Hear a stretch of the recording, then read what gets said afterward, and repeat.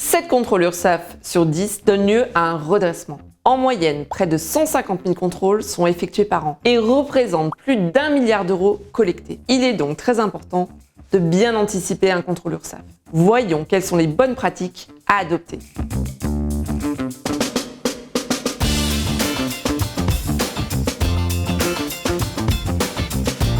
En principe, 2 types de contrôles peuvent avoir lieu. Tout d'abord, le contrôle sur place dans l'entreprise et le contrôle sur pièce dans les locaux de l'URSSAF.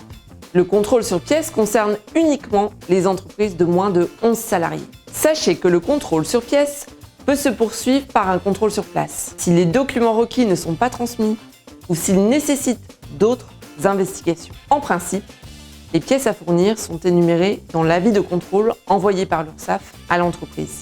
Il peut s'agir d'un extrait CABIS, des statuts de la société, des bulletins de paye, des contrats de travail, des justificatifs de frais ou encore tout document comptable et fiscaux. La durée du contrôle dépend de la taille de l'entreprise. Point important, l'entreprise est contrôlée sur les 3 années antérieures. En cas de travail dissimulé, le délai est porté à 5 ans. Je rappelle que le travail dissimulé consiste soit à cacher une activité économique, soit à employer du personnel sans le déclarer. «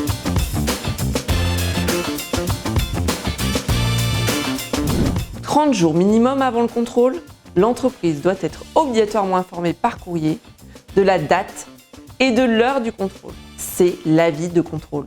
Vérifiez tout d'abord sa régularité. Il doit comporter certaines mentions obligatoires et notamment la date et le lieu du contrôle, mais aussi la charte du cotisant contrôlé.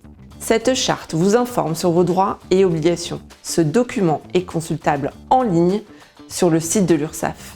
Il peut aussi vous être adressé sous format papier sur simple demande. Enfin, l'avis de contrôle doit préciser que vous pouvez vous faire assister par un conseil de votre choix lors des opérations de contrôle.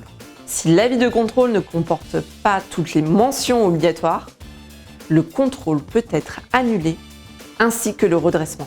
Pour faciliter et centraliser les échanges avec l'URSSAF, je vous conseille de désigner une personne.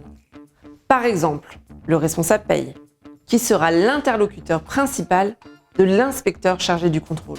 Le choix de cette personne est capital. Il doit être capable de maîtriser les sujets, les déclarations et ses émotions. La coopération est essentielle.